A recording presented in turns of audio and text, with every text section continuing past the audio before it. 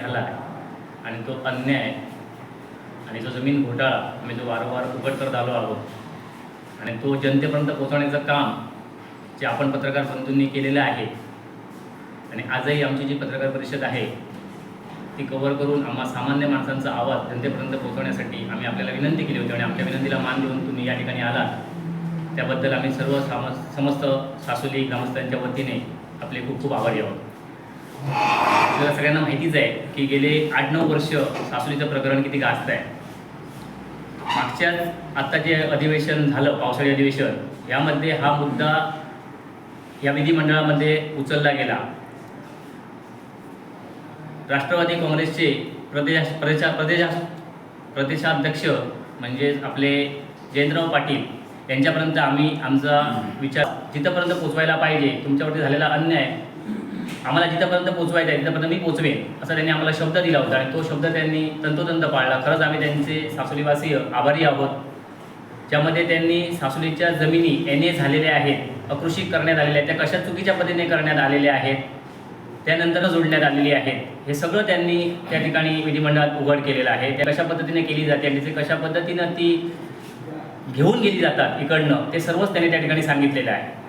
खरंच आम्ही त्यांचे खूप खूप आभारी आहोत. आमच्या या लढ्यामध्ये अनेक लोकांनी आम्हाला सहकार्य केलेलं आहे, ज्यामध्ये सर्वपक्षीय राजकीय नेते मंडळी असतील, त्याचप्रमाणे वकील मंडळी असतील, यांनी देखील आम्हाला विनामूल्य देखील सगळीचे अनेक डॉक्युमेंट ज्या ग्रामपंचायत डॉक्युमेंट्स आहेत ते त्यांना जोडण्यात आलेले आहेत, ते चुकीच्या पद्धतीने जोडण्यात आलेले आहेत, ना हरकत घेतलेली नाही आहे.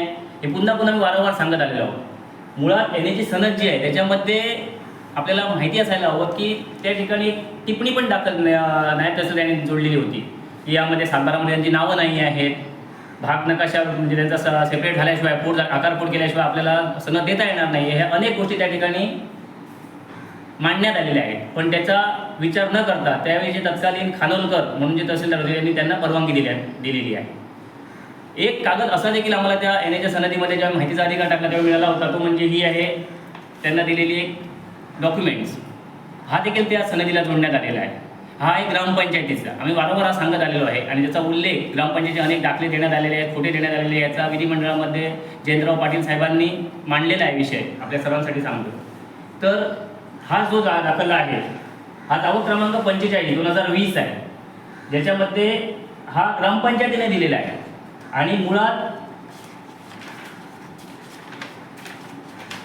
हे पहा, हा ग्रामपंचायतीचा ओरिजिनल जावक क्रमांकाचा दाखला आहे, ज्याच्यामध्ये जावक क्रमांक आहे 45/2020 आणि हे माननीय कार्यकारी अधिकारी अभियंता साहेब यांना सार्वजनिक बांधकाम विभाग सावंतवाडी यांच्यासाठी पत्रव्यवहार केलेला आहे. सेम जावक क्रमांक असलेलं दुसरं डॉक्युमेंट कसं काय तयार होऊ शकतं? आणि ह्या विरुद्धची तक्रार ग्रामपंचायतीने पोलीस ठाण्यामध्ये केली होती आणि जी तक्रार ग्रामपंचायतीने पोलीस ठाण्यामध्ये केली होती ते तक्रार कालांतराने सरपंच यांनी मागे घेतली आणि याची आम्ही तक्रार वरिष्ठ कार्यालयाकडे केली होती की ह्या तक्रारीचं तुम्ही जी त्यांनी केलेली आहे माघार घेतलेली आहे ती कशासाठी माघार घेतलेली आहे, त्यांची समाधान झालेलं आहे का? कारण ती तक्रार देण्यात आली होती. तर ती तक्रारीमध्ये त्यांनी असं म्हटलं होतं की ग्रामपंचायतीचे खोटे शिक्के, सही व लेटर पॅड तयार केलेला आहे अशा पद्धतीचा दाखला देण्यात आला होता आणि ती तक्रार दाखल करण्यात आली होती आणि ती तक्रार मागे घेण्यात आली ती सरपंचाकडनं. मग आम्ही त्यांना विचारलं की तुमची जी चौकशी चालू असताना तुम्ही अशा पद्धतीने का तक्रार मागे घेतली आणि त्याच्यानुसार त्यांची आयुक्ताने चौकशी लावली. त्यानंतर ते पत्र ओरोसमध्ये आलं, तिथनं BDOंना हे त्यांनी कारवाई करण्यासाठी संदर्भात हे सांगितलं. त्यानंतर महेश ठाकूर हे तक्रारदार अर्जदार होते, त्यांनी त्या ठिकाणी त्यांना बोलवण्यात आलं. त्यानुसार ग्रामपंचायतच्या कार्यालयामध्ये त्या ठिकाणी सर्व पडताळणी करण्यात आली, संपूर्ण रजिस्टरची पडताळणी करण्यात आली. त्यामध्ये ग्रामसभेचा उल्लेख करण्यात आला होता की ग्रामसभेमध्ये दबाव टाकल्यामुळे ही तक्रार देण्यात आली होती. अशी कुठची ग्रामसभा झालेली त्या ठिकाणी जर तक्रार होती तर तसं कुठचंही प्रोसिडिंग त्या ठिकाणी आढळलेलं नाही आहे. त्याची प्रोसिडिंग चालू आहे. येत्या 10-15 दिवसात त्याचा अहवाल देखील येईल. अद्यापपर्यंत BDOने तो अहवाल आम्हाला दिलेला नाही आहे, पण त्याची तक्रार आणि त्याची सुनावणी त्या ठिकाणी आपल्या ग्रामपंचायतमध्ये झालेली आहे. हे असे अनेक कागदपत्र जोडलेली असताना त्या ठिकाणी NAची सनद दिलेली आहे. आणि दुसरी गोष्ट म्हणजे ही जी सनद जी आहे ती पुनर्विलोकनासाठी गेलेली आहे, ती म्हणजे प्रांत कार्यालयामध्ये. मग तिथे तिची सुनावणी चालू असताना ते प्रकरण प्रलंबित असताना त्याच NAच्या आधारे इथल्या विद्यमान जे तहसीलदार आहेत यांनी त्यांना सपाटीकरणाची परवानगी दिलेली आहे. सपाटीकरणाची परवानगी नक्की कशासाठी देण्यात आलेली आहे, तो भाग कशा संदर्भात आहे, तो त्यांनी वास्तविक पाहणी करणं गरजेचं होतं.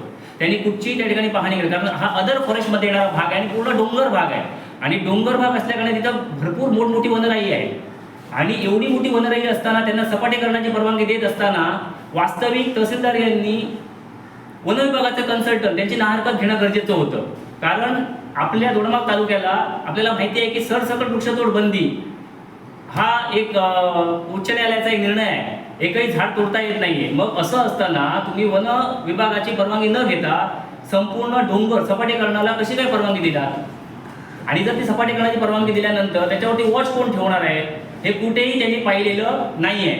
मग अशा या सनदीच्या जी ज्यांना देण्यात आली सपाटीकरण त्याचा हा गुगल इमेज आहे, मी तुम्हाला दाखवतोय, मुद्दाम म्हणून आपण पहा. ह्या गुगल इमेजमध्ये सरळ सरळ दिसतंय सासोलीच्या रस्ते करण्यासाठी, एक मिनिट जरा मी ब्राईटनेस करतो, हे पहा संपूर्ण जंगल भाग आहे आणि हा सपाटीकरणाच्या नावाखाली संपूर्ण जंगल भागामध्ये कसे रस्ते बनवलेले आहेत आणि त्यामुळे किती झाडं तोडलेली आहेत हे आपण या ठिकाणी पाहू शकता. मग ही झाडं तोडण्याची जबाबदारी आता कोण घेणार आहे, तहसीलदार घेणार आहेत का त्यांनी फक्त परवानगी दिली म्हणजे त्यांचं काम संपलेलं आहे. आणि जी उच्च न्यायालयाने जो एक टास्क फोर्स केला होता की ही वृक्षतोड थांबवण्यासाठी एक समिती गठीत केली होती कलेक्टरने, त्याच्यामध्ये हे तहसीलदार पण आहेत, सरपंच, त्याच्यामध्ये पोलीस पाटील आहेत, तलाठी आहेत, यांची एक समिती स्थापन केली होती, त्यामध्ये फॉरेस्टवाले पण आहेत. मग त्या समितीचं काम काय होतं, हे एवढी तिथे कत्तल होत असताना त्यांनी वास्तविकता तिथे जाऊन पाहणी केली का.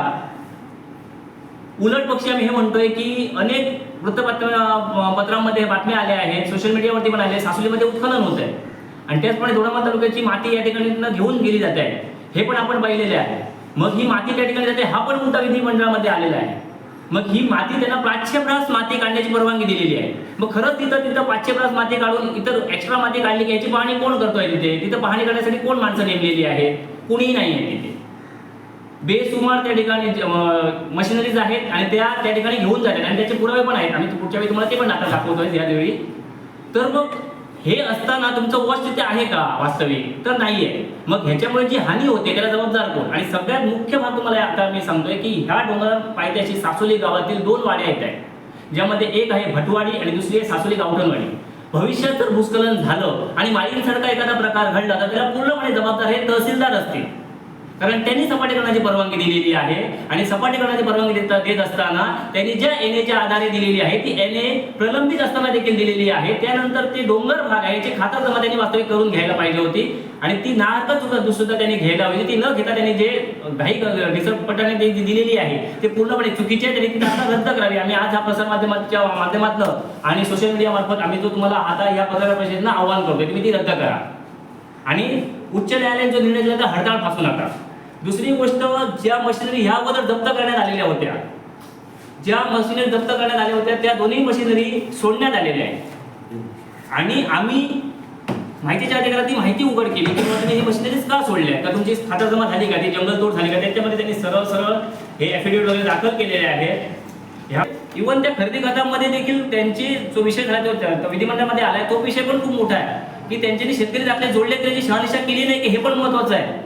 शेतकरी दाखले नसताना जर खरेदी खतं झाली इथनं आता विषय सुरू होणार आहे आणि तो वास्तविक व्हायला हवा आहे की त्यांनी खरेदी केलेली तुकडाबंदी कायद्याचं त्यांनी उल्लंघन केलेलं आहे की नाही. त्याचनुसार त्यांनी तुकडाबंदी कायद्याचं उल्लंघन केल्यानंतर ती खरेदी खतं त्या योग्य पद्धतीने झाली हे सगळ्याची चौकशी होणं गरजेचं आहे. एक माहितीचे अधिकार तुम्हाला हे पण सांगतो, माहितीच्या अधिकारात ही माहिती मिळाली, हे पहा अशा पद्धतीचे शेतकरी दाखले आहेत जोडलेले, हे त्यांनी आम्हाला दिले, हे शेतकरी दाखले तुम्हाला कोणाला वाचताच येतील का हो. या शेतकरी दाखल्यामध्ये तो खरा शेतकरी आहे की नाही. मग यांनी जमीन घेतल्या तो शेतकरी कुठचा आहे, काय आहे, काही दिसत नाही याच्यामध्ये. मग अशी कितीतरी खरेदी खतं असतात.